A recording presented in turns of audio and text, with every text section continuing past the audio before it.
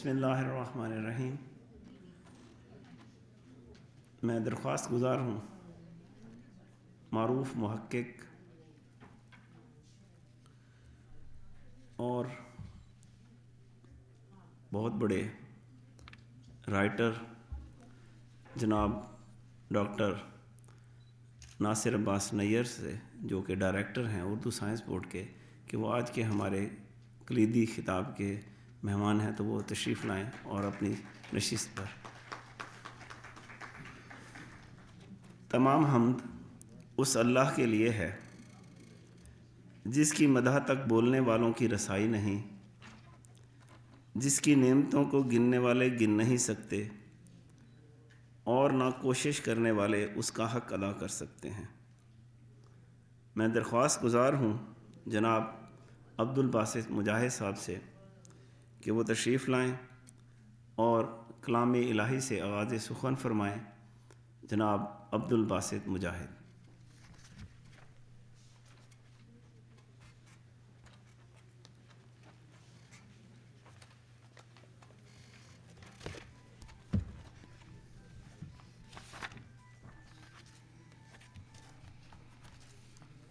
أعوذ بالله من الشيطان الرجيم. بسم الله الرحمن الرحيم.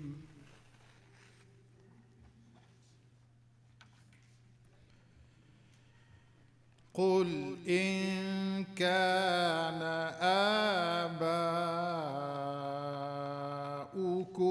وأبناؤكم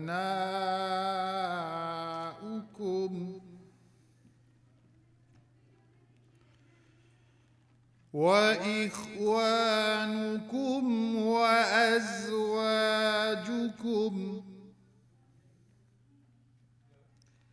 وعشيرتكم وأموال اقترفتموها وتجارة تخشون كسادها ومساكن ترضونها أحب إليكم من الله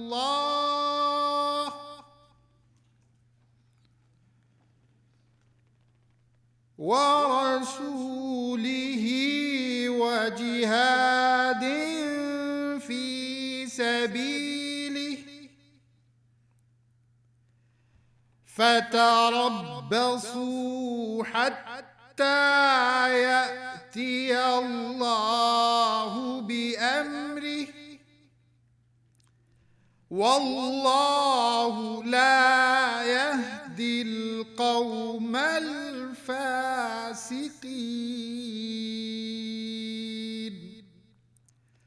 صدق اللہ العظیم.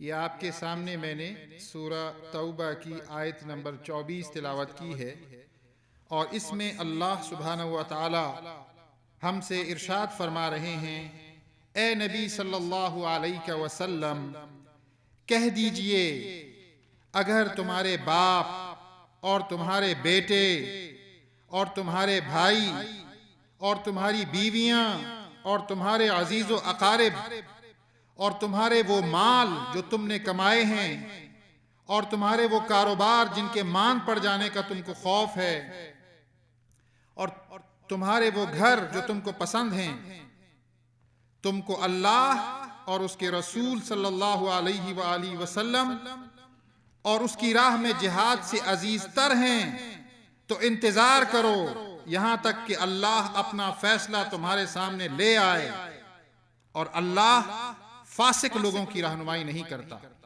اللہ کریم نے بالکل سچ فرمایا۔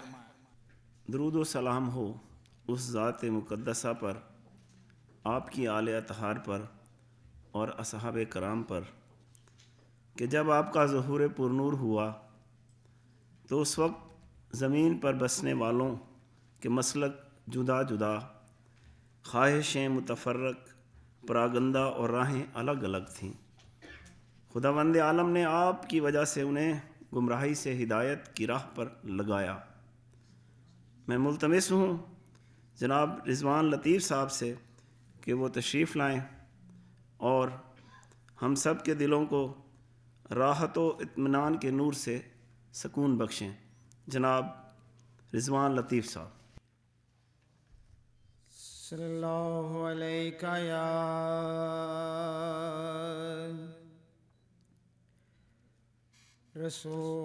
رسول اللہ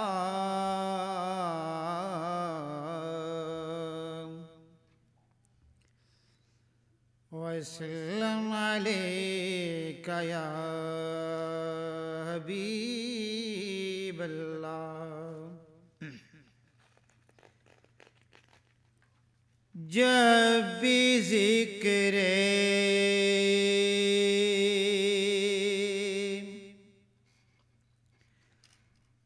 رسول ہوتا ہے،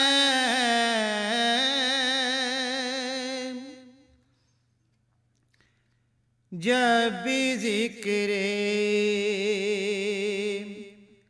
رسول ہوتا ہے، فضل رب کا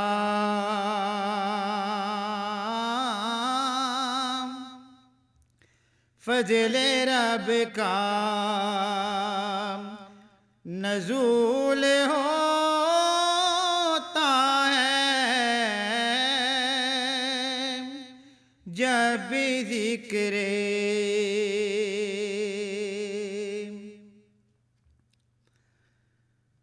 دوستوں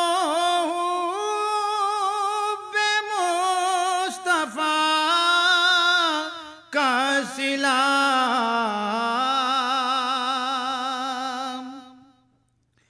روز محشر وصول ہوتا ہے، روز محشر وصول ہوتا ہے، جب بھی ذکر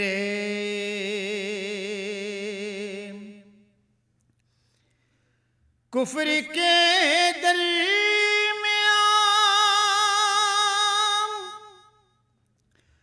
وجود نبی،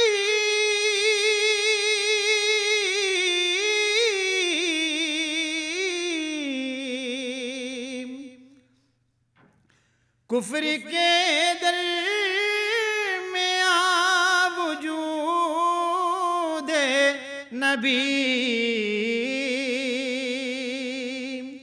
جیسے کانٹوں میں پھول ہوتا ہے، جیسے کانٹوں میں پھول ہوتا ہے، جب بھی ذکر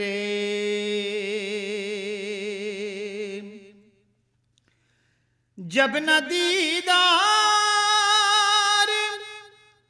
ہو مدینے کا،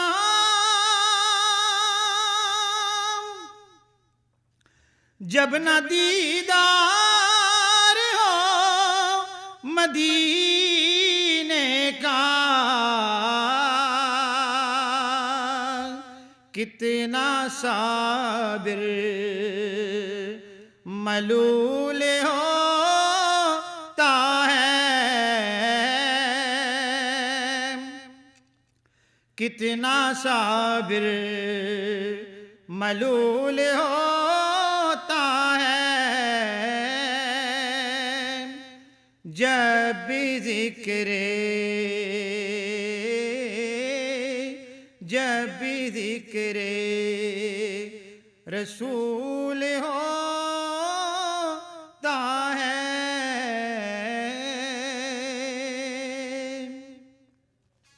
جناب والا، ہر شے کی ایک بہار ہوتی ہے اور تعلیمی اداروں کی بہار وہاں پر منعقد ہونے والی علمی و ادبی سرگرمیاں اور محافل ہوتی ہیں۔ جناب وی سی صاحب، آپ کی آمد ہمارے ادارے کے لیے روٹھی بہاروں کا نزول مسلسل ہیں۔ میں گزارش کروں گا خوش آمدی کلمات کے لیے خوش آمدیدی جناب professor doctor Syed Abdussiraj, dean faculty of social sciences سے، کہ وہ تشریف لائیں۔ اس کو انگریزی میں ویلکم کہتے ہیں۔ اچھا،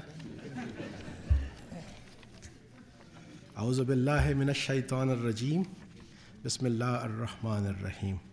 honourable keynote speaker Nasir Abbas Nayyar, D G Urdu science board, vice chancellor professor doctor Shahid Siddiqui صاحب، پروفیسر ڈاکٹر سمینہ اوان صاحبہ، chairperson conference management committee, میرے عزیز دوست جواد جس نے اس کانفرنس کو 4 چاند لگائے اور بڑے خوبصورت اردو کے الفاظ بول رہے ہیں، شاید میں اس طرح نہ بول سکوں۔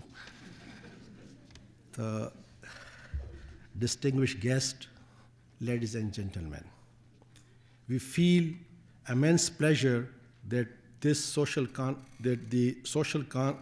sciences scholars from all parts of Pakistan attended this conference and discussed the issues and research paradigms of social sciences in the postmodern time.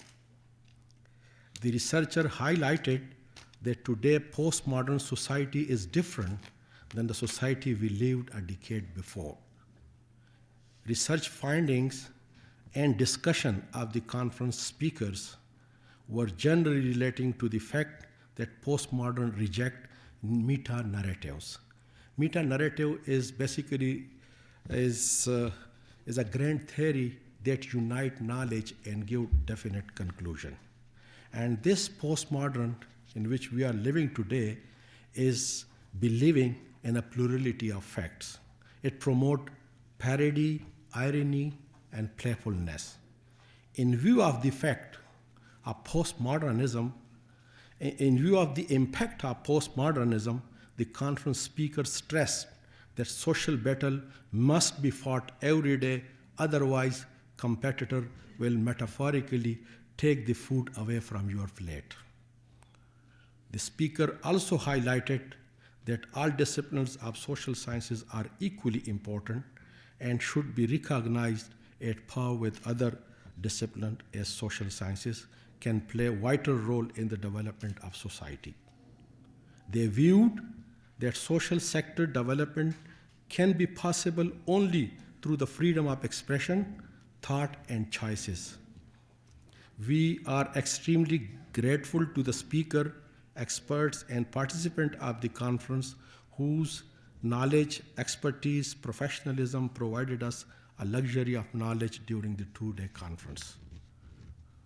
Although we tried our level best to provide comfort to the conference participant, however, if something could not properly happen, I myself and on behalf of the conference committee excuse for that. Our 3rd Social Sciences Conference, inshallah, will be held in November 2017.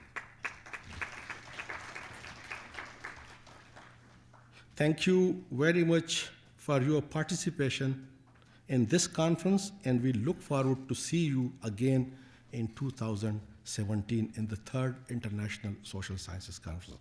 Thank you very much.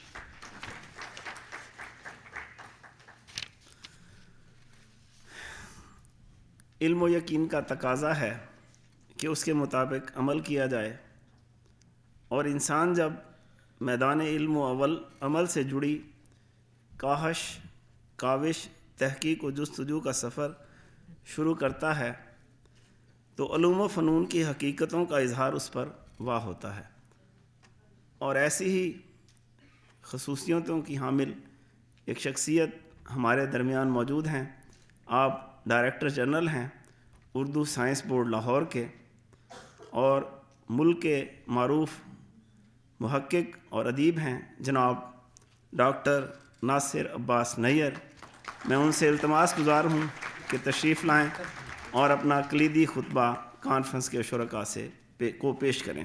جناب doctor ناصر عباس نیّر۔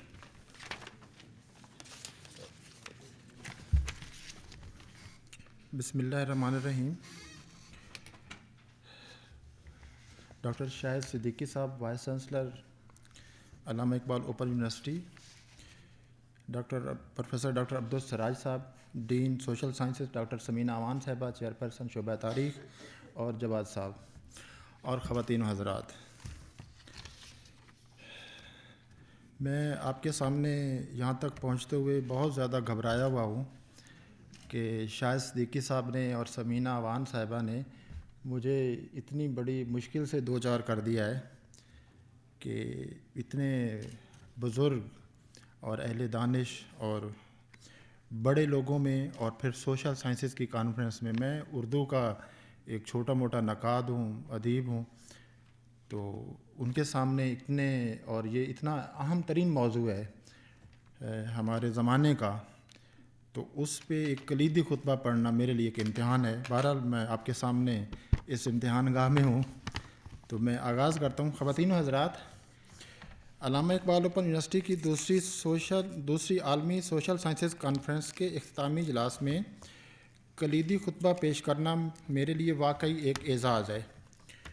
Doctor Shahid Siddiqui صاحب، vice chancellor Allama Iqbal open university نے مجھے اس اعزاز کے لیے منتخب کیا۔ ان کا شکریہ ادا کرنے کے لیے میرے پاس موزوں الفاظ نہیں ہیں۔ دوسری طرف یہ حقیقت ہے کہ دنیا بھر سے آئے ہوئے سماجی سائنسوں کے ماہرین، طلباء، ادیبوں اور دانشوروں کے اس عظیم اجتماع کے سامنے مابعد جدیدیت جیسے کثیر الجہات موضوع پر گفتگو کا خود کو میں اہل نہیں سمجھتا۔ مجھے یہ اعتراف کرنے میں تامل نہیں کہ اسی حال میں کئی ایسے صاحبان نظر موجود ہیں جو اس موضوع پر مجھ سے کہیں بہتر گفتگو کرنے کی اہلیت رکھتے ہیں۔ بہرکیف میر انیس کا یہ مصرع پیش کرتے ہوئے، ذرے کو آج کر دیا مولا نے آفتاب، میں مابعد جدیدیت کے تعلق سے کچھ باتیں کہنے کی جسارت کرتا ہوں۔ یہ جو باتیں ہیں ان کا بنیادی عنوان ہے مابعد جدیدیت کی گول میز۔ یہ ایک میٹافر ہے، یہ میں آگے اس کو کھولتا ہوں کہ اس کو میں نے گول میز کیوں کہا ہے۔ لیکن سب سے پہلے میں ڈاکٹر شاہد صدیقی صاحب کو مبارکباد دینا چاہتا ہوں کہ انہوں نے سماجی سائنسوں کی دوسری عالمی کانفرنس کا انعقاد کیا۔ پاکستان میں یوں تو علم کے سب شعبے قسم پرسی کی حالت میں ہیں، لیکن سماجی سائنسوں اور انسانیات کے شعبوں کا تو کوئی پرسان حال ہی نہیں۔ تمام جامعات میں یہ شعبے موجود ہیں، مگر خود اپنے بنیادی مقصد یعنی علم کی تخلیق میں سرگرم عمل نہیں ہیں۔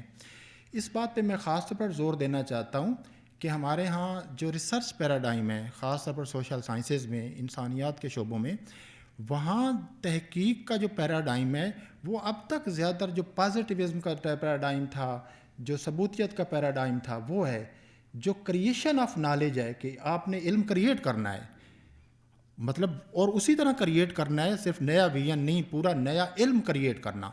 تو یہ پیراڈائم اب تک ہماری سوشل سائنسوں اور ہیومینٹیز میں اس کا ایک بنیادی اور مرکزی اور ڈومیننٹ اس کا سروکار نہیں بنا۔ تو شعبے ہر یونیورسٹی میں موجود ہیں، لیکن سوال یہ کہ وہاں سے جس کو ہم تحقیق کہتے ہیں وہ بھی سامنے آ رہی ہے، لیکن کیا اس تحقیق کو ہم کہہ سکتے ہیں کہ یہ ایک علم کریٹ کیا گیا اور اس کا جو اثر تھا وہ سوسائٹی پہ ہوا، سوسائٹی کے ساتھ علم کا جو تعلق ہے، اور سوسائٹی میں جو یہاں سوشل سائنسز کے ڈپارٹمنٹ ہیں ان کا کتنا اثر اس علم کے ذریعے ہو رہا ہے۔ اچھا، تو ایک ظاہر ہے یہ بنیادی مقصد ہے، اور بڑی حد تک ہمیں یہ ماننا چاہیے، اردو کے شعبہ بھی اس میں شامل ہے، کہ ہم وہ علم کو ایک طرح سے ریسائیکل کر رہے ہیں۔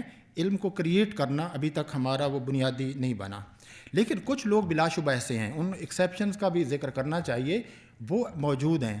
لیکن اس سے ایک زیادہ خراب صورتحال پیدا ہوتی ہے کہ جب کچھ شعبوں میں، ایک شعبے میں یا چند شعبوں میں کچھ علم کریٹ کرنے والے لوگ ہوں، لیکن جو اکثریت ہے وہ علم کریٹ کرنے میں سرے سے یقین ہی نہ رکھتی ہو، تو جو لوگ علم کریٹ کرتے ہیں وہ بالآخر مارجنلائزڈ ہو جاتے ہیں، اور ان کا جو پیدا کردہ علم ہوتا ہے وہ بھی مارجنلائزڈ ہو جاتا ہے۔ چنانچہ سوسائٹی میں جو اس کو کردار ادا کرنا چاہیے وہ علم ادا نہیں کر سکتا۔ تو جب تک ایک مجموعی ایفرٹ یہ نہ ہو علم کریٹ کرنے کی اور علم ڈسیمینیٹ کرنے کی، پھر اس کو ڈسیمینیٹ کرنا بعد میں ہے، اس وقت تک ہمارے جو یونیورسٹیوں کے سوشل سائنسز کے اور ہیومینٹیز کے شعبے ہیں وہ کردار جو انہیں کرنا چاہیے وہ نہیں کر سکتے۔ اس کانفرنس میں پاکستان کے معاشی، عمرانی، تعلیمی، ادبی، دانشورانہ مسائل پر گفتگویں ہوئی ہیں۔ اوپن یونیورسٹی کی انتظامیہ اس لیے بھی خصوصی طور پر مبارکباد کی مستحق ہے کہ کانفرنس کا بنیادی موضوع مابعد جدید عہد میں سماجی سائنسی تحقیق رکھا گیا ہے، اور یہ میں یہاں اعتراف کرنا چاہتا ہوں کہ کم از کم میرے علم کی حد تک پاکستان میں مابعد جدیدیت کے حوالے سے یہ پہلی کانفرنس ہے۔ تو میں سمجھتا ہوں کہ شاہ صدیقی صاحب کو ضرور اس میں ایک تحسین کی جانی چاہیے۔ اردو میں اگرچہ یہ موضوع 1980 کی دہائی کے آخر سے ہم اس سے واقف ہیں، 1990 کی دہائی میں بہت کتابیں آئیں، آگے بہت، اب تک بہت آ رہی ہیں، لیکن اب تک پاکستان میں کسی جگہ، نہ کسی یونیورسٹی میں نہ کسی اور ادارے میں مابعد جدیدیت پر کوئی کانفرنس نہیں ہوئی۔ تو لہٰذا یہ ایک بڑی بات ہے کہ یہاں اس یونیورسٹی میں جس طرح شاہد صاحب نے یونیورسٹی کے باقی شعبوں کو اتنا زندہ کیا ہے، تو اس کی ایک یہ مثال بھی ہے کہ یہ کانفرنس ایک اہم موضوع پر ہوئی ہے۔ اب آگے میں مابعد جدیدیت کی گول میز کی طرف آتا ہوں۔ ہم جس زمانے میں جی رہے ہیں وہ ایک طرف شناختوں اور ثقافتوں کی تکثیریت یعنی پلوریلٹی کا زمانہ ہے، اور دوسری طرف بین العلومی مطالعات یعنی انٹر ڈسپلنری اسٹڈیز کا ہے۔ ثقافتی تکثیریت اور بین العلومیت دونوں بڑی حد تک مابعد جدیدیت کی دین ہیں، ان کے نتیجے میں آئی ہیں۔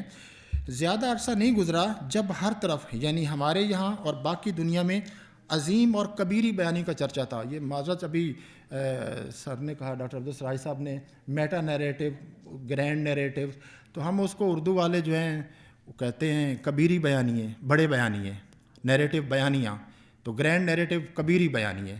تو تھوڑی اردو بھی چلے ہمیں سیکھنی چاہیے، تو مشکل شروع میں لگتی ہے لیکن امید ہے کہ رفتہ رفتہ یہ تو یہ ہمارے یہاں پہلے ایک زمانہ تھا جب گرینڈ نیریٹو کا ایک زمانہ تھا، اور اس پہ ظاہر بہت گفتگو ہوئی ہیں۔ مثلاً چند جو گرینڈ نیریٹوز تھے وہ یہ تھے، یہ آگے ایک چھوٹی سی فہرست ہے گرینڈ نیریٹوز کی۔ مثلاً کہ یورپی تہذیب تمام انسانی تہذیبوں کا نقطہ کمال ہے، ایک نیریٹو۔ یورپی جدیدیت ہی حقیقی جدیدیت ہے، یہ دوسرا گرینڈ نیریٹو تھا۔ آگے میں دکھاؤں گا کہ یہ کس طرح یہ گرینڈ نیریٹو تھے، اور گرینڈ نیریٹو کس طرح انسانی ذہن کو کنٹرول کرتے ہیں اور آپ کے راستے کا پتھر بنتے ہیں۔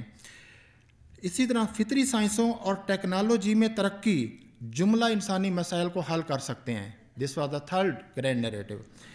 خود ترقی کا سفر، ڈیولپمنٹ کا نیریٹو، خود ترقی کا سفر ایک لکیر کی مانند، ایک لینئر کنسیپٹ مسلسل آگے کی طرف ہوتا ہے، جبکہ ہم دیکھتے ہیں تاریخ میں پیچھے بہت اچھے عہد گزر چکے ہیں، ضروری نہیں کہ آنے والا عہد اس سے بہتر ہو، اس سے ورس بھی ہو سکتا ہے۔ تو یہ بھی ایک گرینڈ نیریٹو تھا کہ ہم مسلسل آگے کی طرف سفر کر رہے ہیں۔ تو تاریخ کا یہ جو تصور تھا، ڈاکٹر شفیق بھٹی صاحب بیٹھے وہ بہتر جانتے ہیں ہسٹوگرافی میں، کہ تاریخ کا یہ جو کہ تاریخ کا سفر ارتقاء کی جانب اور سیدھا آگے کی جانب ہوتا ہے، یہ بھی ایک گرینڈ نیریٹو تھا جو بنایا گیا۔ اسی طرح علم کی تخلیق ثبوتیت یعنی پازیٹیوزم کے پیراڈائم کے تحت ہی ممکن ہے، یہ بھی گرینڈ نیریٹو رہا۔ اسی طرح ایک اور گرینڈ نیریٹو تھا کہ ہر ڈسپلن جو ہے، ہر شعبہ علم جو ہے وہ خود کفیل ہے، سیلف سفیشینٹ ہے، اس کو کسی اور دوسری طرف جاننے کی ضرورت نہیں ہے۔ لہٰذا اس گرینڈ نیریٹو کے تحت ہیں تو آپ صرف اس شعبے میں کمال حاصل کیجئے، اس میں اسپیشلائزیشن حاصل کیجئے اور دوسرے شعبوں سے آپ تعلق نہ رکھیے۔ تو یہ بھی ایک گرینڈ نیریٹو تھا۔ اس لیے صرف ایک ہی علم میں کمال حاصل کرنا انسانی جستجو کا حاصل تھا۔ اسی طرح اب کچھ ادب کے حوالے سے کہ ادب کا مطالعہ یا تو ایک جمالیاتی حیت کے تحت کیا جا سکتا ہے یا اسے ایک معاشرتی دستاویز سمجھ کر۔ میں تھوڑا سا اس کا پس منظر بتا دیتا ہوں چونکہ ادب سے میرا تعلق ہے بنیادی طور پر، کہ ادب میں ہمارے یہاں 20ویں صدی میں بھی یہ دو گرینڈ نیریٹو رہے ہیں، ماڈرنزم کا اور مارکسزم کا۔ اگر آپ ماڈرنزم کے تحت ہیں تو آپ کہیں گے کہ ادب جو ہے انسانی ذات کا اظہار ہے اور ایک جمالیاتی حیت ہے، بس ایک جمالیاتی ادب پا رہا ہے۔ مارکسزم والے کہتے تھے کہ یہ ایک سماجی دستاویز ہے، لہٰذا آپ اس کو سماجی دستاویز کے طور پر پڑھیں اور اس کی جمالیات کی طرف نہ جائیں۔ تو یہ بھی اسی طرح ایک اور بڑا نیریٹو جس نے انسانی ذہنوں کو بہت کنٹرول کیے رکھا اور وہ زبان سے متعلق تھا، لینگویج سے متعلق. اور پوسٹ ماڈرنزم میں ہم جانتے ہیں کہ جو بنیادی فلاسفی جہاں سے یہ گرو کرتی ہے، جہاں سے آتی ہے، وہ زبان کے تصورات ہیں. سوشیئر سے، اسٹرکچرلزم سے یہ آتا ہوا سلسلہ وہاں تک آگے مشیل فوکو، ڈیریڈا، لیوتا اور وہ سارے جو ہیں باقی ان لوگوں تک آتا ہے. تو اس میں ایک زبان سے متعلق جو بہت بڑا گرینڈ نیریٹو تھا کہ جو زبان ہے وہ ایک مرر کی طرح ہے، آئینے کی طرح ہے. لہٰذا آئینے کے سامنے آپ کھڑے ہوتے ہیں تو آئینہ وہی دکھائے گا جو ہے، یا زبان ایک شفاف میڈیم ہے کہ آر پار آپ دیکھ سکتے ہیں. تو جو سامنے موجود ہے وہی زبان میں نظر آئے گا. لیکن یہ گرینڈ نیریٹو 20ویں صدی سے پہلے تک یہ رہا کہ آپ یعنی گویا میں اگر آپ کے سامنے باتیں کر رہا ہوں تو ان باتوں میں جو کچھ باہر موجود ہے وہ آ رہا ہے. خیر نام چومسکی نے بھی اس پہ بہت زیادہ کام کیا اور اس کی بہت ایک اہم تھیوری ہے زبان کے لینگویج کے حوالے سے کہ جو زبان ہوتی ہے وہ اس کا کس طرح زبان باہر کی نقل نہیں کرتی. یہ اب تک ہمارے ہاں اگر ہم نہیں سمجھتا کہ ہم پوسٹ ماڈرن جو ٹائمز ہیں اور ان کے جو بنیادی تصورات کو پوری طرح ہم نے جذب کیا ہے، کاش جذب کر لیتے. اب تک ہم یہ سمجھتے ہیں کہ ہم جب بولتے ہیں تو جو باہر کی حقیقی واقعاتی اور مادی دنیا ہے اس کو ریفلیکٹ کرتے ہیں. یہ بالکل غلط ہے. نام چومسکی کا بھی تھیوری یہ ہے، وہ کہتا ہے مثلا میں آپ کے سامنے بات کر رہا ہوں، میں جو باتیں کر رہا ہوں ان کی کوئی نقل یا ان کی کوئی اصل کہیں موجود نہیں ہے. یہ سارے کا سارا اگر آپ تک یہ بات پہنچ رہی ہے تو وہ زبان کے بنیادی اس جو کنونشنز ہیں، سسٹم ہے، اسٹرکچر ہے، اس کے تحت پہنچ رہی ہے. باہر کی کسی چیز کو اب تک نہیں پہنچا رہی. تو زبان جو ہوتی ہے وہ حقیقت کی چیزوں کی نقل نہیں کرتی بلکہ حقیقت کو خلق کرتی ہے. Language creates a reality, language doesn't reflect the reality. پرانا لیکن پیراڈائم، گرینڈ پیراڈائم یہ تھا کہ زبان دنیا کی نقل کرتی ہے. تو یہ بھی ایک بہت بڑا بنیادی نیریٹو رہا. اسی طرح ایک اور گرینڈ نیریٹو رہا کہ نو آبادیات کا خاتمہ، نو آبادیوں کے تمام مسائل کا خاتمہ ہے. یہ رہا کہ اگر ہم نے آزادی حاصل کر لی، 47 آ گیا تو 50 جو پچھلا 1857 تھا وہ ختم ہو جائے گا. لیکن حقیقت یہ کہ وہ 1857 ابھی تک ختم نہیں ہوا. تو نو آبادیاتی نظام بظاہر ختم ہو گیا، لیکن نو آبادیاتی نظام کے ساتھ ایک نیا نو آبادی، نیو کلونیلزم آ گیا. ایک کلونیلزم گیا، نیا کلونیلزم آ گیا. لیکن یہ نیریٹو آزادی کی تحریکوں پہ بہت حاوی تھا کہ اگر ہم نے آزادی حاصل کر لی تو نو آبادیات کے جتنے منفی اثرات تھے ان سے ہم آزادی حاصل کر لیں گے. لیکن یہ بھی ہم دیکھتے ہیں کہ یہ گرینڈ نیریٹو صحیح نہیں ثابت ہوا. اسی طرح ایک اور گرینڈ نیریٹو تھا کہ ہم ماضی کے سنہری عہد کا احیاء کر کے دنیا میں پھر سے آبرو حاصل کر سکتے ہیں. ہمارے معاشرے میں اب تک یہ گرینڈ نیریٹو موجود ہے کہ اگر ہم ایک پرانا زمانہ اس کو ریوائیو کر لیں، ریوائیول کا، تو ہم ایک بالکل کر سکتے ہیں. یہ بھی ایک گرینڈ نیریٹو ہے، لیکن اس پہ بات کرنا بہت نازک ہے. اسی طرح لیکن میں سمجھتا ہوں کہ نازک موضوعات پہ بھی باتیں کرنی چاہیے، لیکن پھر کسی وقت. ایک اور گرینڈ نیریٹو تھا کہ جو نیشن کا تصور ہے، قوم کا تصور ہے، یہ ایک مونولیتھک تصور ہے، وحدانی تصور ہے. ایک قوم کا مطلب کیا ہے؟ ایک قوم، ایک کلچر، ایک زبان اور ایک مذہب. اور آپ جانتے ہیں اس گرینڈ نیریٹو نے ہمارے بہت سے کتنے مسائل کو حل کیا ہے کہ ہم نے نیشن کا جب کیا کہ ایک تصور، ایک قوم ہے، ایک مذہب ہے اور ایک کلچر ہے، تو اس جہاں یہ ممالک وجود میں آئے وہاں ایک سے زیادہ مذاہب بھی موجود تھے، ایک سے زیادہ زبانیں بھی موجود تھیں اور ایک سے زیادہ کلچر بھی موجود تھے. اب یہ کہ اس طرح اس گرینڈ نیریٹو نے کس طرح، اچھا اس سبت حسن میں اس پہ باتیں کریں گے، یہ جو تھا اس سے ایک زبان کو بھی فائدہ نہیں پہنچا، ایک مذہب کو بھی فائدہ نہیں پہنچا. جب گرینڈ نیریٹو بنائے جاتے ہیں تو جن کے نام پہ بنائے جاتے ہیں ان کو بھی، مثلا اردو اگر مسلمان پاکستان کی زبان ہے تو اردو کو کوئی فائدہ نہیں پہنچا، فائدہ کچھ اور. بہرحال یہ ہوا. تو اس کے نتیجے میں بھی ہم نے تاریخ میں بہت سے اس کے زخم سہے اس کی وجہ سے کہ اس گرینڈ نیریٹو. اسی طرح آخری گرینڈ نیریٹو جو وہ لمبی لسٹ ہے لیکن ایک میں کہتا ہوں، ایک تھا جس کا فلسفیانہ ذرا سا ہے کہ یہ کہا جاتا ہے کہ جو کامن سینس ہوتی ہے یہ ہمارے علم کا سب سے بڑا ذریعہ ہوتی ہے. ہمارا جو سارا علم ہے وہ کامن سینس کا حصے عامہ اردو میں کہتے ہیں کامن سینس. تو لیکن اس کو بھی ختم کیا گیا. کامن سینس سے ذریعے جن ریئلٹیز آپ تک پہنچتی ہیں وہ ساری کی ساری ریئلٹیز کنسٹرکٹڈ ریئلٹیز ہوتی ہیں، لیکن آپ نہیں سمجھ رہے ہوتے. لیکن آپ جو گرینڈ نیریٹو کے زیر اثر ہوتے ہیں لہذا یہ سمجھتے ہیں کہ وہ آپ اس حقیقت تک پہنچ رہے ہیں. حصے عامہ کے ذریعے وہ حقیقت نہیں ہوتی. اسی طرح آخری ایک اور کہ مرد ہی تمام اقدار کا سرچشمہ ہے، تمام جو پدری معاشرے ہیں پدری نظام کے تحت اور تمام معاشرے اب تک چلے آ رہے ہیں کہ جو مرد ہے وہ تمام جو ہیومن ویلیوز ہیں ان کا سرچشمہ مرد ہے. اب سارا جو فیمنزم آیا ہے وہ سارا اس گرینڈ نیریٹو کی ڈی کنسٹرکشن پر استوار ہے کہ اس کو ڈی کنسٹرکٹ کریں گے تو پھر ساری فیمنزم کی پوری تحریک اس کے اوپر ہے.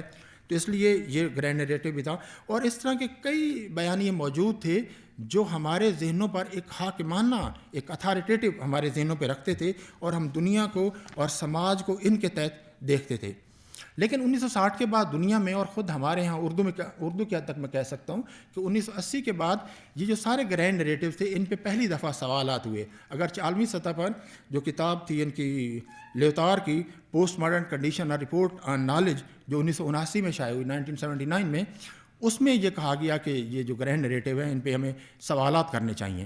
لیکن اردو میں بھی ہمارے یہاں بعض ایسی مثالیں تھیں جب جو ہمارے بڑے بڑے جدیدیت اور ترقی پسندی جو سب سے اہم تھے ان پہ سوالات ہوئے. جو ہر گرینڈ نیریٹو ہوتا ہے, پہلی بات اب 2-3 باتیں ہیں ذرا تھیوریٹیکل ہے کہ ہر جو گرینڈ نیریٹو ہوتا ہے بنیادی طور پر وہ ایک سوشل کنسٹرکٹ ہوتا ہے, وہ سماجی طور پر بنایا گیا ہوتا ہے.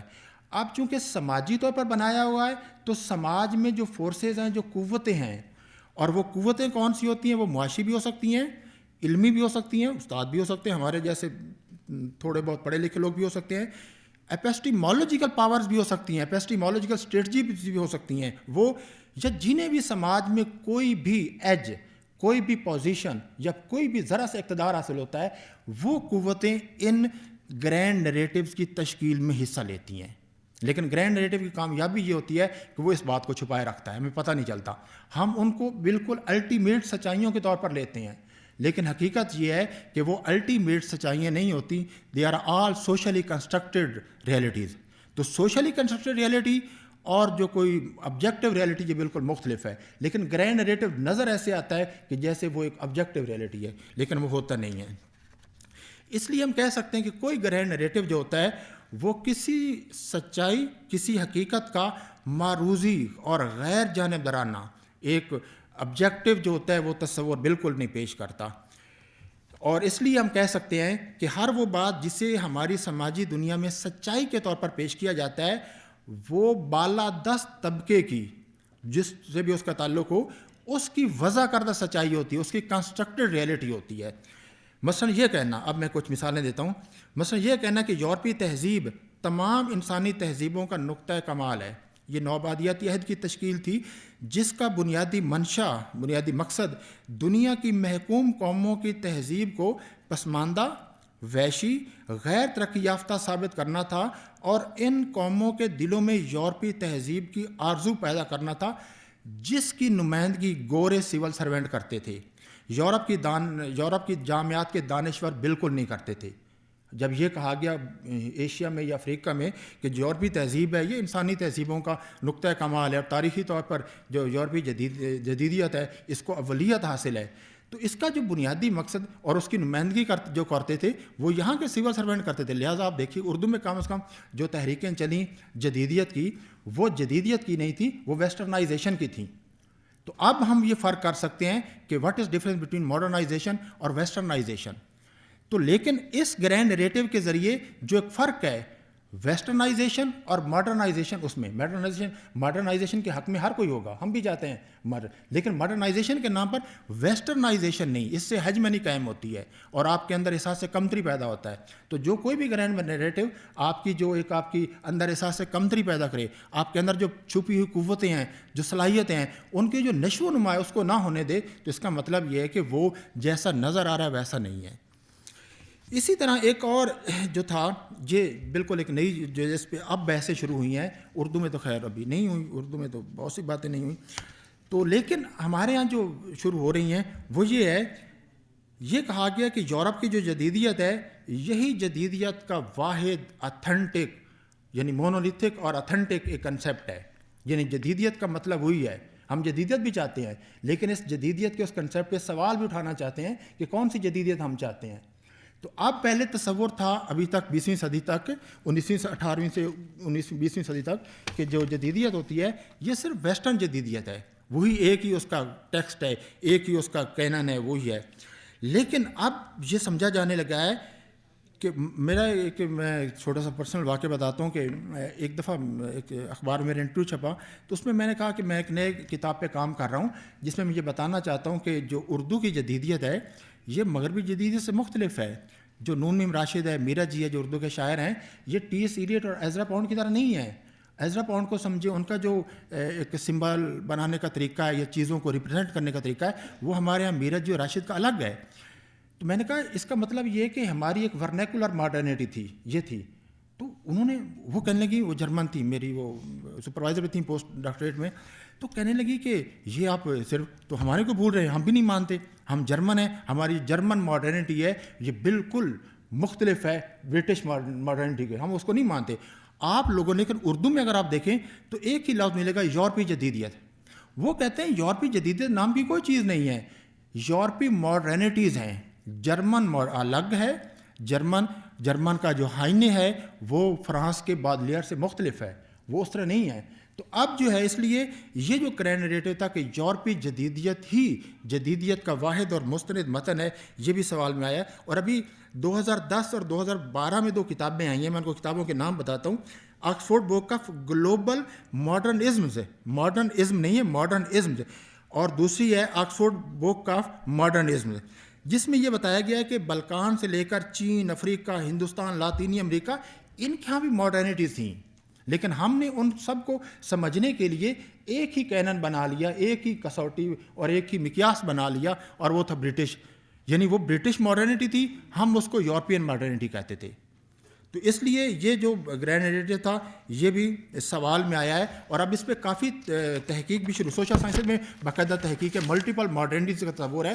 یہ ابتدا میں آیا ہی سوشل سائنسز میں ہے کہ ملٹیپل ماڈرنٹیز ہیں, اور ہمیں وہ تحقیق کرتے ہوئے اپنے ہاں تو اپنے جو یہاں کی لوکل ماڈرنٹیز ہیں وہ, اور جو ورنیکولر ماڈرنٹیز ہیں وہ کرنی چاہیے. یہ سارے جو گرینڈ نیریٹیوز معرض سوال میں آئے ہیں اور ان پہ سوالات کیے جا رہے ہیں, یہ جو سارا جو کچھ سوال کرنے والا ہے وہ مابعد جدیدیت ہے. تو گویا میں اب تک جتنی گفتگو کر رہا تھا یہ ساری کی ساری مابعد جدیدیت کی گفتگو کر رہا تھا کہ یہ گرینڈ نیریٹیوز پر سوال اٹھاتے ہیں, ایک ایک کر کے گرینڈ نیریٹو کو لیتے ہیں. اسی طرح فیمنزم ہے, پوسٹ کولونیلزم ہے, یہ سارے کے سارے وہ مرد کا ہو نیریٹو, گرینڈ نیریٹو ہو, یا کولونیلزم کا, امپیریل پاورز کا گرینڈ نیریٹو, ان پہ سوالات کرتے ہیں. تو اسی طرح یہ بھی دکھایا جاتا ہے کہ کس طرح یہ گرینڈ نیریٹو جو ہوتے ہیں ہمارے اندر جو ہے وہ ایک حاکمانہ حیثیت ہمارے ذہنوں میں حاکم, ہم دنیا کو ویسے ہی دیکھتے ہیں جیسے یہ گرینڈ نیریٹو بنا دیتے ہیں. آج آپ گرینڈ نیریٹو کی جگہ جو مائکرو نیریٹو ہیں وہ ان کا آغاز کر دیں تو آپ کو دنیا بالکل مختلف نظر آئے گی. سوری,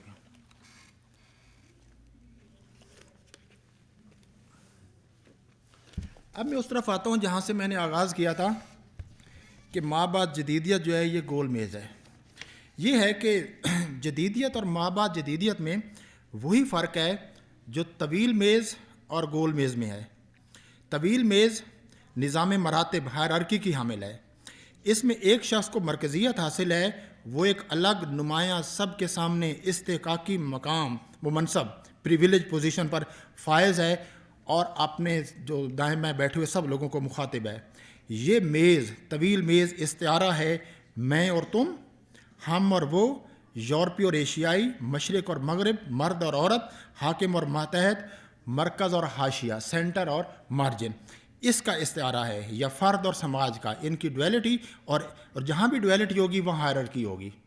تو جدیدیت میں ہائرارکی تھی اور ایک طویل میز کی طرح تھی, جیسے میں یہاں بیٹھا ہوں سارے بیٹھے ہیں تو وہاں.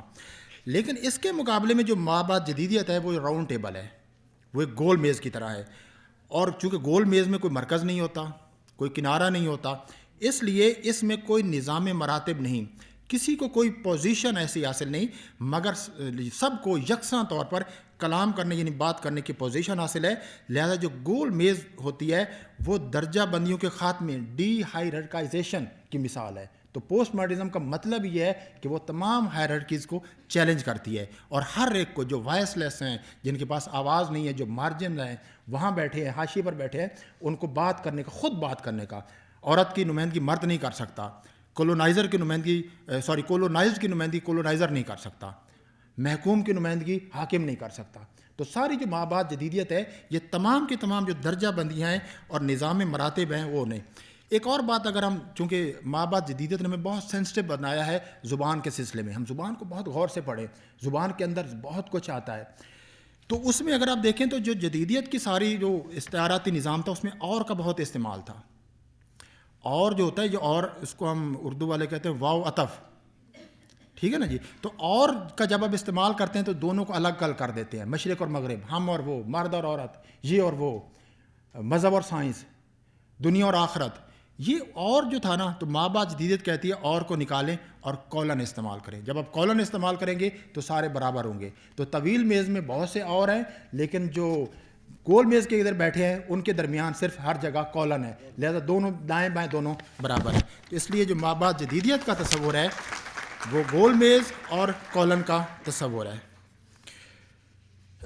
اب یہاں مجھے ویسے بات ختم کر دینی چاہیے، لیکن آخر میں ایک ہے کہ کچھ لوگ ہیں جو ہمارے ہاں یہ بات کرتے ہیں کہ اردو میں ماں باپ جدیدیت کی جو ساری بحثیں ہیں یہ مغرب کی ہیں، فلاں سے آئی ہیں، ہماری تہذیب سے ان کا کیا تعلق ہے، یہ سامراج کا ایجنڈا ہے.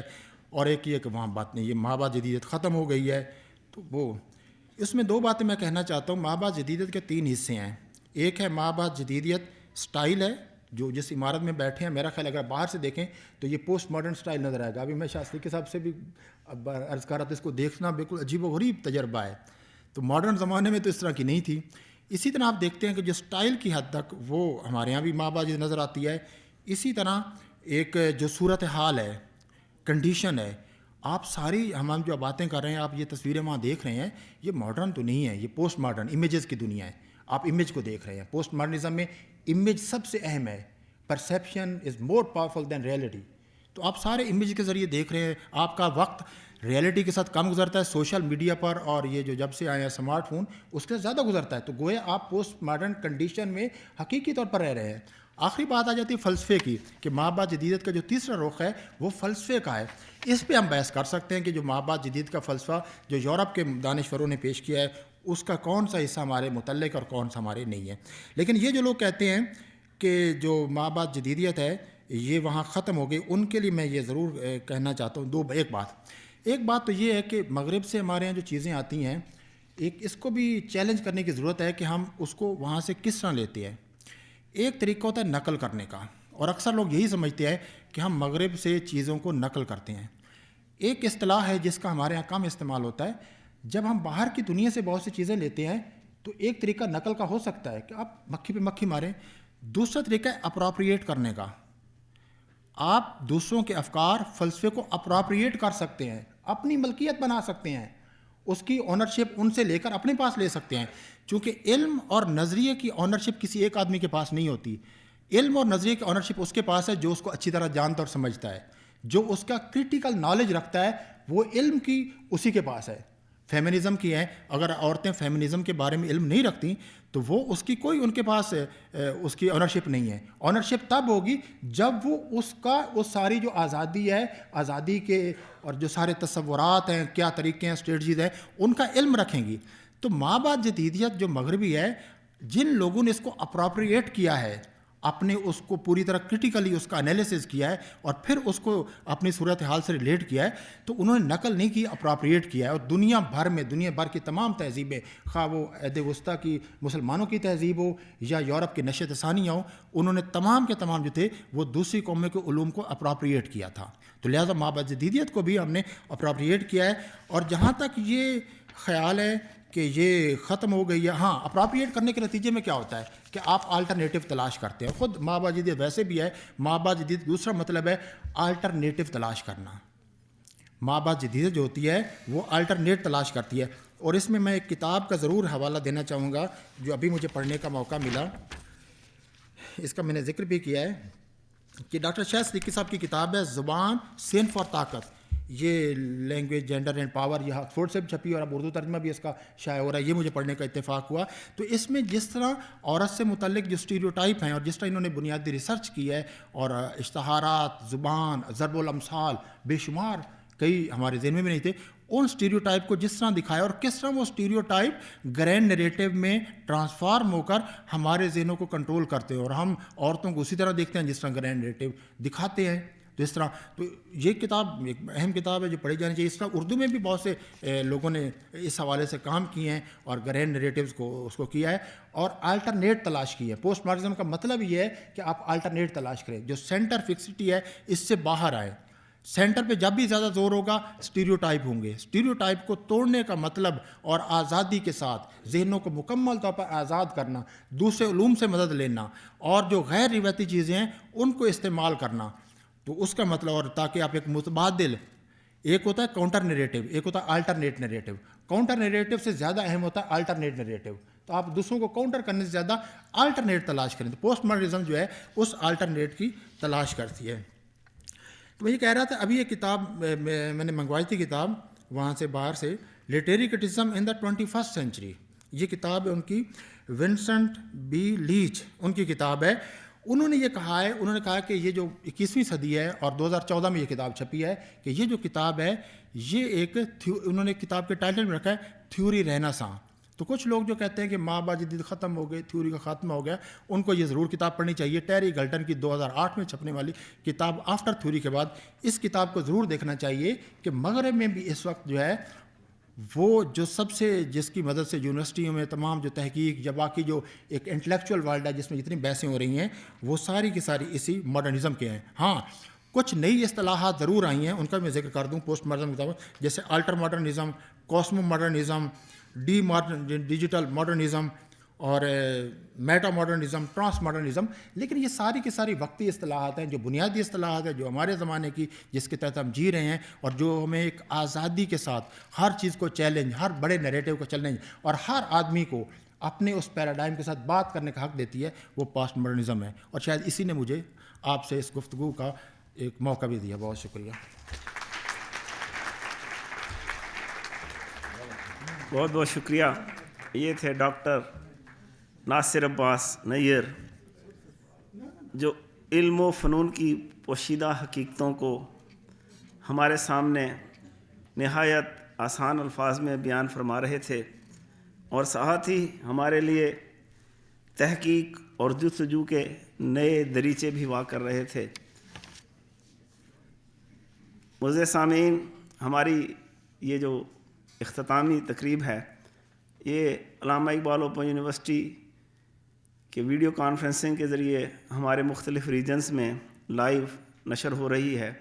اس کے علاوہ FM ریڈیو 91.6 پر بھی سنی جا سکتی ہے, اور اگر ہماری IIT کی ویب سائٹ سے اگر آپ اس کو دیکھیں تو اسے ڈاؤن لوڈ کر کے بھی اور اس کو ریڈیو کے ذریعے بھی آپ سن سکتے ہیں. بہاریں جب مقدر ٹھہریں اور علم و ادب کی محفلیں سجی ہوں تو موسم خزاں بھی نوید بہار ہوتا ہے. اور آج کی یہ کانفرنس چمنستان تحقیق و تجسس میں وہ گل نمایاں ہے کہ جس کے اصل محرک ہمارے voice chancellor professor doctor Shahid Siddiqui صاحب ہیں.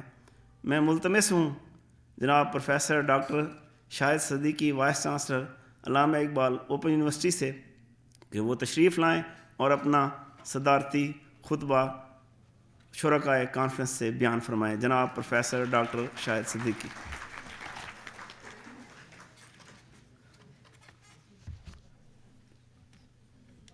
بسم اللہ الرحمن الرحیم. محترم و مکرم ناصر عباس نیر صاحب, director general Urdu science board, محترمہ ڈاکٹر سمینہ آوان صاحبہ, convener of this conference, doctor Siraj صاحب, ڈین سوشل سائنسز, جواد جن کی اردو پہ آج مجھے رشک آ رہا تھا, اور عبد الحلیم شرر صاحب بہت خوش ہو رہے ہوں گے. محترم مہمانان گرامی, خواتین و حضرات, السلام علیکم.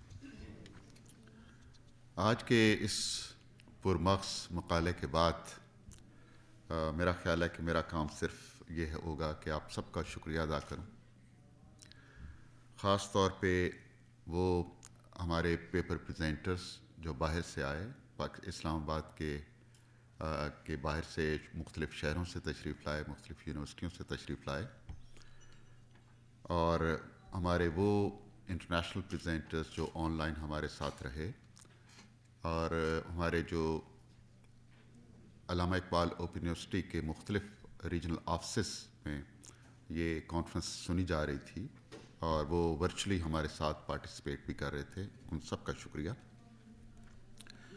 کچھ باتیں میں آپ سے کہنا چاہوں گا آج کی اس تھیم کے حوالے سے، جو بقول ناصر عباس صاحب کے کہ یہ پاکستان میں پہلی کانفرنس اس تھیم کے حوالے سے تھی۔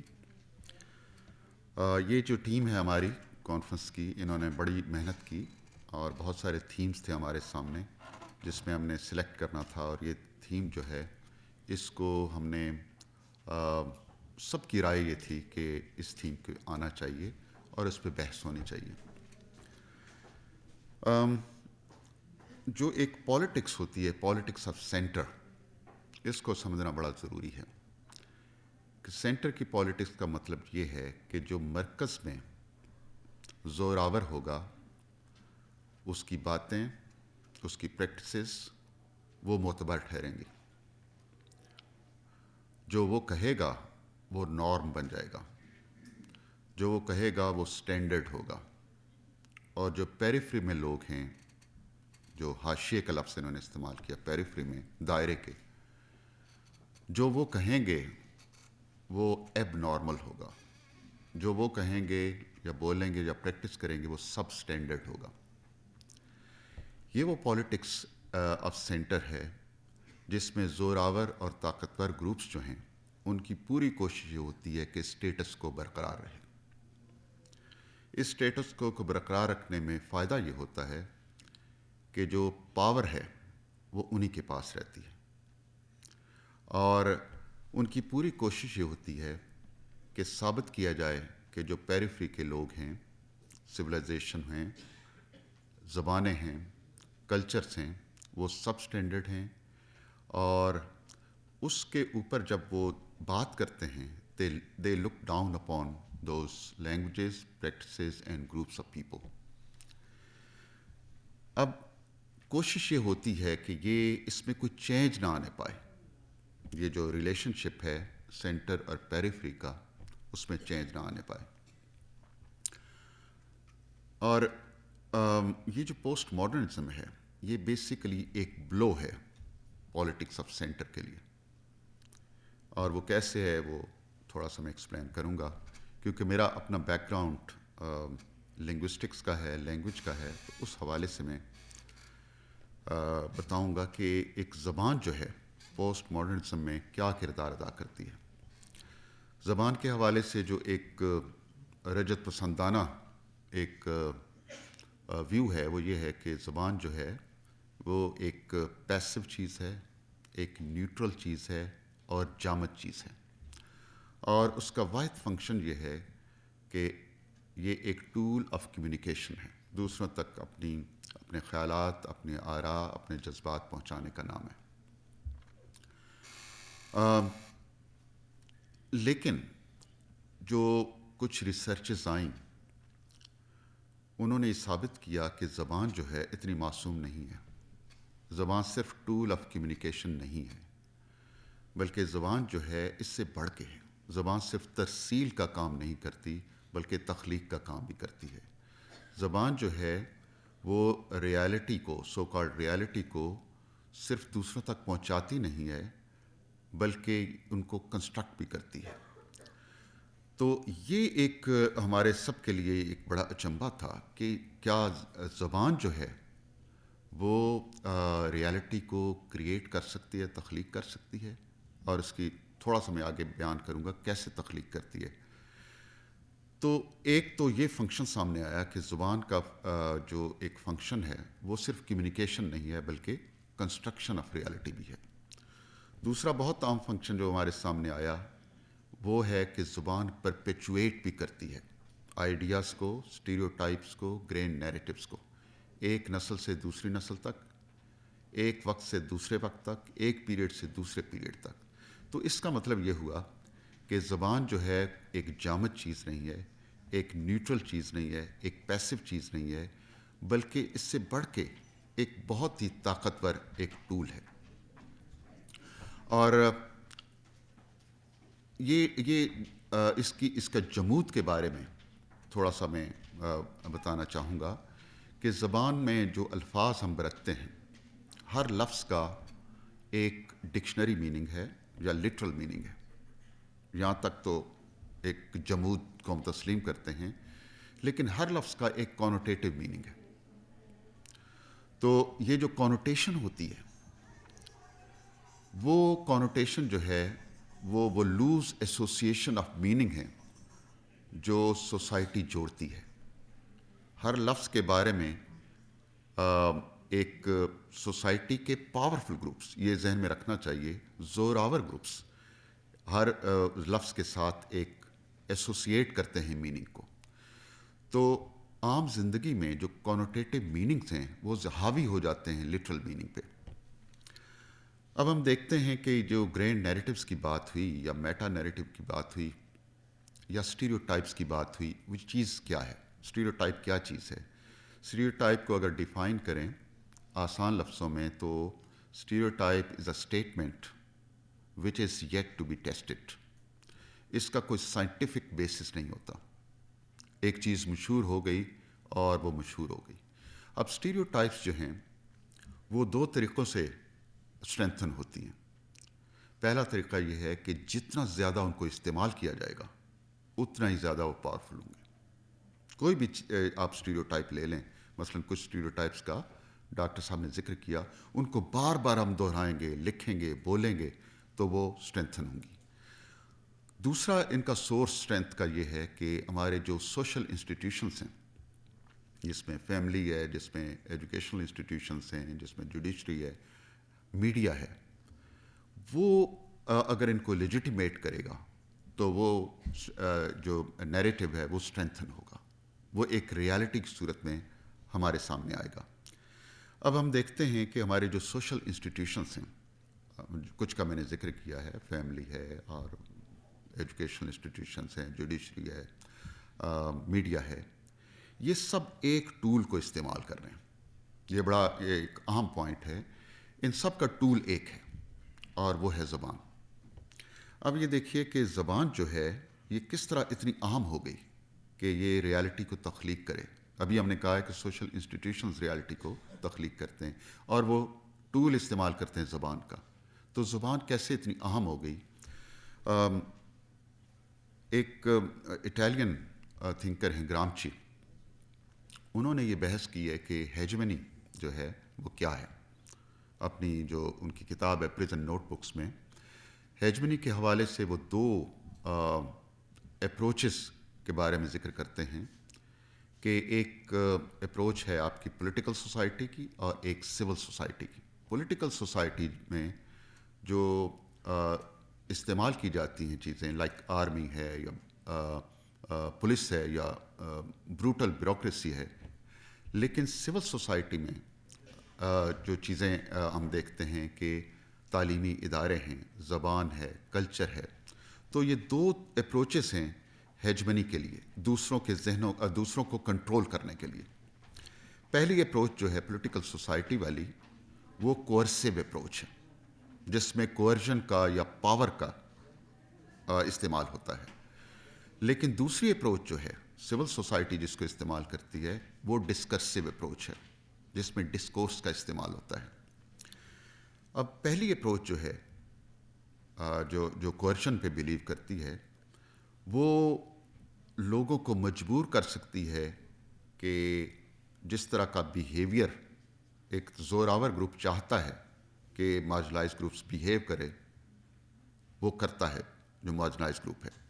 سو تھوڑا سا آسان لفظوں میں اگر ہم بیان کرنا چاہیں کہ یہ پاور کیا ہے، تو پاور کا پہلا لیول ہے کہ the ability to make others do things what you want them to do. ٹھیک ہے نا؟ اس لیول پہ اگر آپ کے پاس گن ہے، آپ کے پاس کوئی تلوار ہے، تو آپ دوسروں کو مجبور کر سکتے ہیں کہ جو کام آپ چاہتے ہیں وہ کریں، اور عام حالات میں وہ کام وہ نہ کرتے. دوسرا لیول ہے the ability to make others behave the way you would like them to behave. اس میں بھی اگر آپ کے پاس پاور ہے، کوئرشن ہے، تو دوسروں کو آپ مجبور کر سکتے ہیں اس بیہیویئر پہ. یہاں تک پہلے 2 لیولز تک ہماری جو کوئرسو اپروچ ہے وہ بڑی مؤثر ہے، لیکن پاور کے 2 اور لیولز ہیں. تیسرا لیول ہے the ability to make others think the way you would like them to think. یہاں پہ آپ کی تلوار اور گن جو ہے یہ بے اثر ہو جاتی ہے. ٹھیک ہے نا. یہاں پہ ایک اور لیول پاور کا شروع ہو جاتا ہے.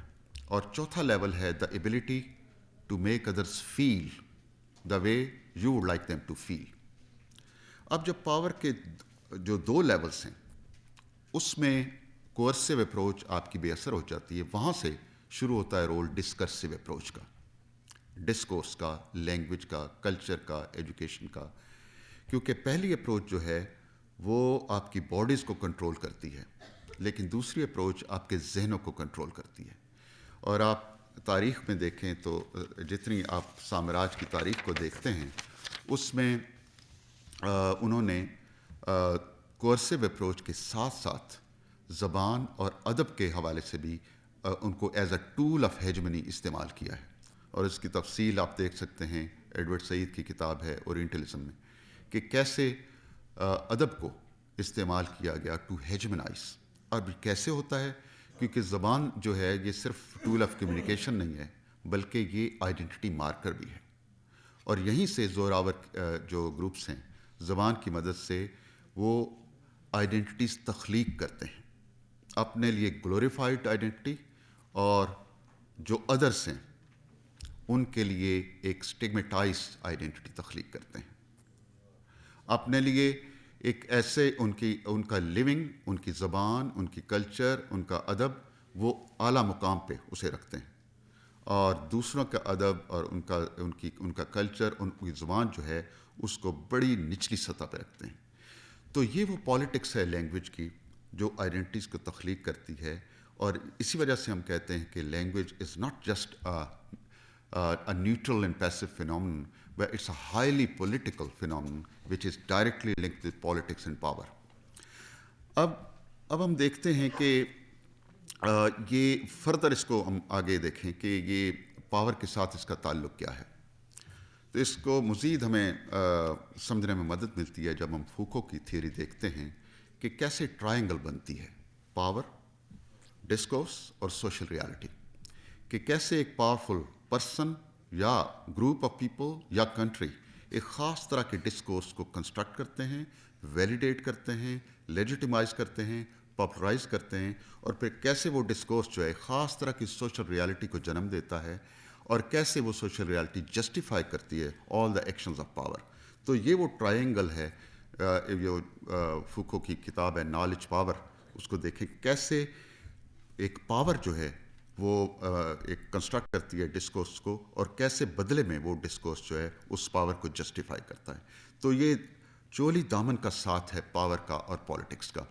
اور یہیں پہ اب ہم دیکھتے ہیں کہ موجودہ جو صورتحال ہے کہ کیسے ایک سٹرگل ہے ڈسکورس کو گرپ کرنے کے لیے. جتنی ہم موومنٹس دیکھ رہے ہیں، پوسٹ کلونیل موومنٹ ہو یا فیمنسٹ موومنٹ ہو، یہ ڈسکورس زبان پہ بڑا ان کا وہ ہے دار و مدار، کیونکہ یہ سمجھتے ہیں کہ زبان پاور ہے، اور یہ ڈسکورس کے چھیننے کی لڑائی ہے to reclaim their own power.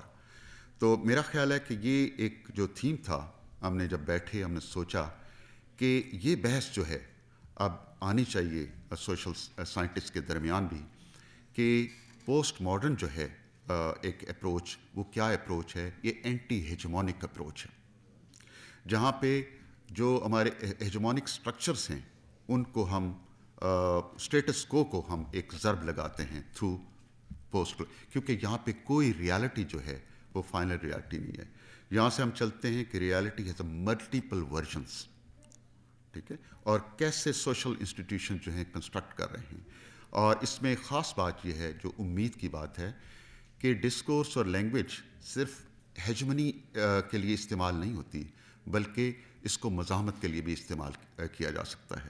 اور فوکو کا یہی کہ یہاں پہ ہمیں پوائنٹس آف ریزسٹنس ملتے ہیں، اور بقول اس کے کہ ایک چیز جسے ہم کہتے ہیں ریورسل آف ڈسکورس، کہ کیسے مارجنلائز گروپس جو ہیں اسی زبان کی مدد سے، اسی ڈسکورس کی مدد سے کیسے وہ مزاحمت کو ایک ریزسٹنس پٹ اپ کر سکتے ہیں۔ چوتھا لیول ہے the ability to make others feel the way you would like them to فیل۔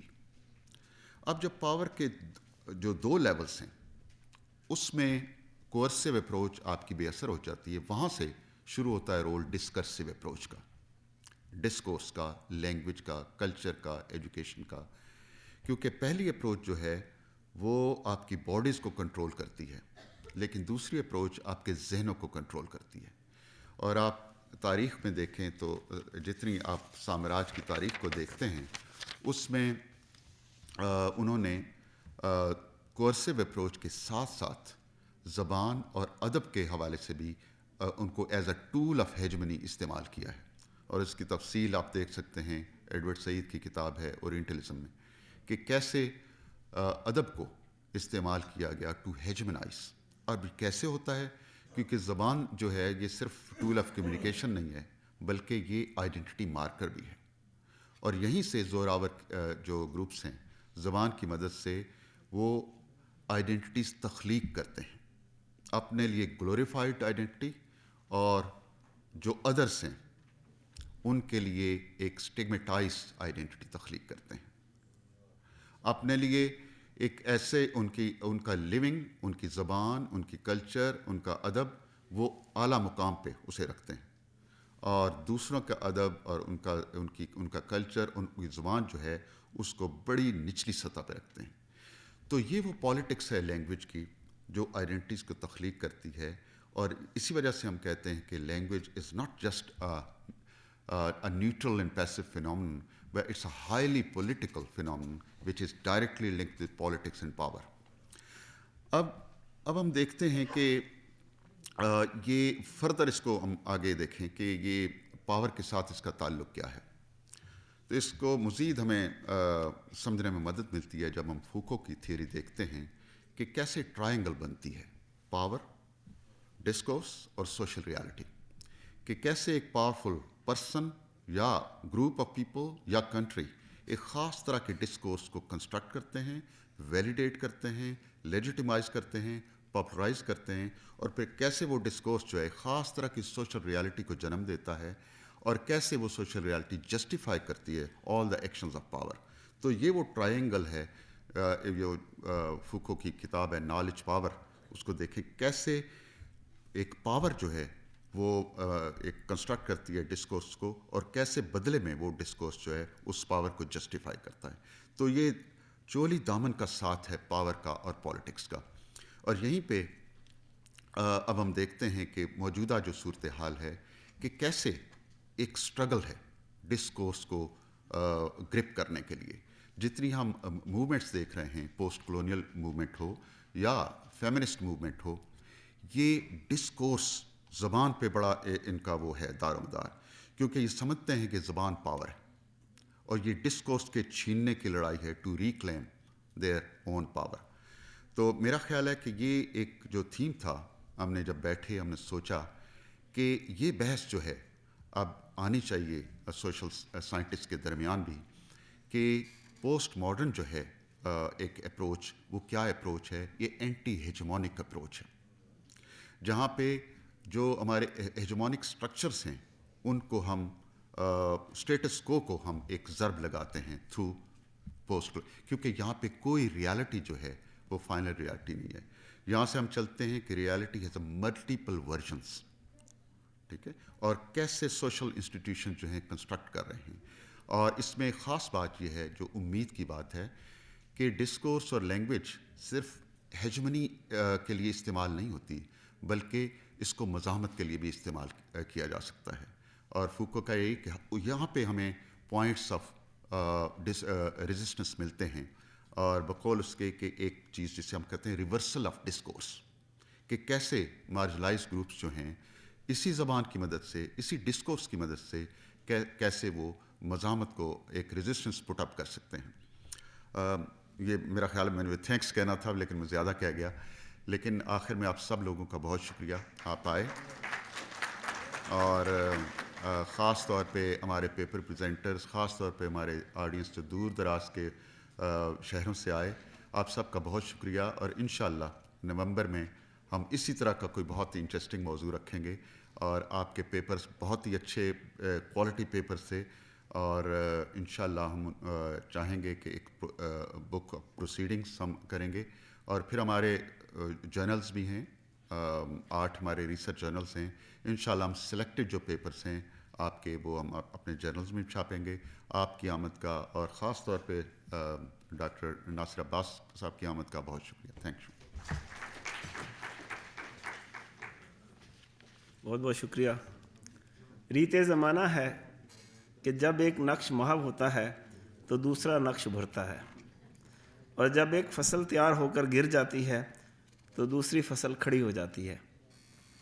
میں اس کانفرنس کے حوالے سے جتنے پیپرز پڑھے گئے اور جو کچھ بھی یہاں پہ ڈسکشن ہوئی، اس کی جو ریکمنڈیشنز ہیں ان کو بیان کرنے کے لیے التماس گزار ہوں اس کانفرنس کی چیئر پروفیسر ڈاکٹر سمینا اوان صاحبہ سے کہ وہ تشریف لائیں اور کانفرنس کی ریکمنڈیشنز پیش کریں. بسم اللہ الرحمن الرحیم. Chief guest professor doctor Shahid Siddiqui صاحب، vice chancellor Allama Iqbal open university. Doctor ناصر عباس نیئر صاحب، the keynote speaker. Professor Dr. Syed Abdul Siraj Saab, Dean Faculty of Social Sciences and the host of this 2 days conference. جواد صاحب، میں نے بھی بہت اردو سیکھی آج ان سے. The social science, actually it is my pleasant duty to read what is written and what is the essence of 2 days conference papers. The social sciences have been a long forgotten identity which we are witnessing at the moment to be transformed into a vibrant phenomena. آپ نے دونوں sessions میں دیکھا کہ ہم نے بہت کچھ سیکھا. تو مجھے لگتا ہے کہ جب ہم سیکھنا شروع کر دیتے ہیں تو یہی کریشن آف نالج ہوتی ہے. Mega events like Second International Social Sciences Conference cannot be initiated without the personal interest and patronage of leadership. We are lucky that a leading social scientist and researcher is our Vice Chancellor, who has distinctive taste and vision for social sciences, and so this Social Sciences Conference has become an annual feature at this campus.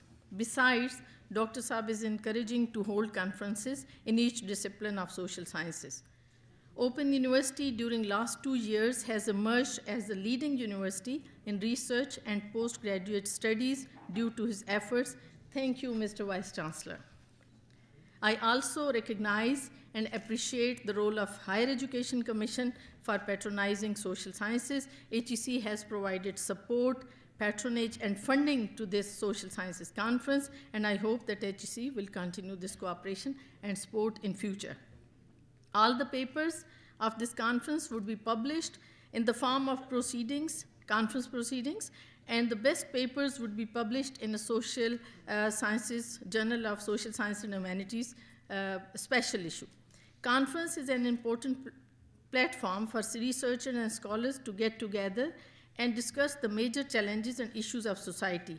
The exchange of views not only highlights different dimensions of current problems and future challenges, but at the same time helps to explore new avenues and establish new paradigms to sort solutions of problems faced by humanity. جیسا کہ آپ نے آج طریقہ سیکھا کہ ہم آئندہ اپنے سوشل اور ایجوکیشنل پرابلمس کو کس طرح سے سالو کریں گے with this vernacular paradigm. The Second International Social Sciences Conference provided an opportunity for the meeting of social scientists, جو ہم نے mentoring کا کہا تھا. Across different disciplines of social sciences, the event covered diverse aspects of society and a wide range of interest in different disciplines under it. The conference covered major disciplines under the umbrella of social sciences, having distinct methodologies that often justify the preservation of academic boundaries. It is vital to understand complex social problems and reinstate the significance of social sciences by highlighting their increasing relevance in today's context and their crucial role in laying the foundation of analytical and creative mindset. In postmodern times, social scientists agree that instead of working in tight compartmentalization, they must work in collaboration, adopting multidisciplinary approach, borrowing methods and techniques from other disciplines to enrich academic research. The significant feature of this conference was the participation of young scholars engaged in MPhil and PhD research. The conference provided them opportunity and encouraged them to get feedback on their ongoing research. They are the future, and this conference, through assimilation and dissemination of knowledge, fulfilled their mentoring needs. Thank you very much. बहुत बहुत शुक्रिया. हर नेमत का एक हक़ है, और जब वो हक़ अदा कर दिया जाए तो अल्लाह उस नेमत में इजाफ़ा कर देता है. और शुक्रिया अदा करना अल्लाह की नेमतों का हक़ अदा करना है, जो कि हम अदा कर तो नहीं सकते, लेकिन सबसे पहले मैं शुक्रिया अदा करता हूँ रब्बे कायनात का कि उसने हमें ये तौफीक दी कि हम ये कामयाब कॉन्फ्रेंस करवाने में कामयाब हुए. और उसके बाद मैं जनाब वाइस चांसलर साहब की इजाज़त से जो हमारे ख़ास तौर पे स्पॉन्सर्स हैं, जिनमें HEC जिन्होंने हमें फंडिंग की, हमारे साथ को स्पॉन्सर थे अलाइड बैंक, अल्लामा Iqbal open university branch, conference की core organising committee, central library अल्लामा इकबाल ओपन यूनिवर्सिटी, उमर खान साहब होंगे, बुक सेलर्स और जो पब्लिशर्स हैं, उसके बाद AIU रजिस्ट्रार ऑफिस, हमारी ट्रेजरी, हमारा ऑडिट डिपार्टमेंट, हमारा PPU और IT में डिज़ाइन डिपार्टमेंट, ख़ास तौर पे एजाज साहब, ऑल HODs और फैकल्टी मेंबर्स, उसके बाद participants of various universities and जो कॉन्फ्रेंस में शिरकत की, जिनमें ख़ास तौर पे BZU, नस यूनिवर्सिटी, कॉमसेट्स, नमल, तमाम प्रोफेसर हजरात, स्कॉलर्स, तलबा जो मुख्तलिफ़ शहरों से यहाँ पे तशरीफ़ लाए. हम अल्लामा इकबाल ओपन यूनिवर्सिटी के बिहाफ पर उन सब के बेहद मशकूर हैं, और हम अपने मीडिया प्रोफेशनल्स और पर्सनस के भी बेहद मशकूर हैं कि वो यहाँ पे तशरीफ़ लाए. और ख़ास तौर पे हमारे जो इस्लामाबाद की सिक्योरिटी है, जो हमारी अल्लामा इकबाल ओपन यूनिवर्सिटी की सिक्योरिटी टीम है, उन सब का हम शुक्रिया अदा करते हैं कि उन्होंने भी हमारे साथ मुकम्मल ताउन किया और हम ये कॉन्फ्रेंस करवाने में कामयाब हुए. मैं इस कॉन्फ्रेंस को इख्तिताम से पहले जो एक छोटी सी रीत है कि लोगों को उनकी इनामात का जो छोटा सा सिला I'm going through hell. I fake like I'm fine, but I know you can't tell. Like nothing I felt, my mind overwhelms. I think that I'm broken, but I hope you can't help. I know I'm not perfect, but some days I feel far more worthless. Baby, you make me feel nervous. If I still have you, I have purpose. It's all worth it. I know you told your friend you're not okay. And tell me what's wrong and why you never said you felt that way. I guess you're trying to stay strong and fake a smile until I look away. But I've known you too long, it hurts to watch your blue eyes fade to grey as you fade away.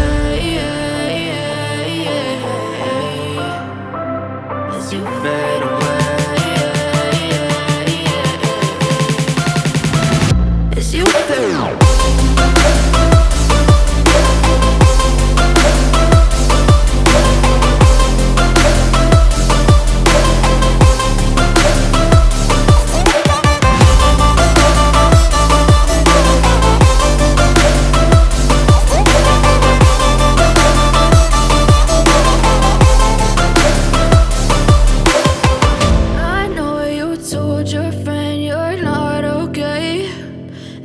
What's wrong and why you never said you felt that way. And guess you're trying to stay strong and fake a smile until I look away. But I've known you too long.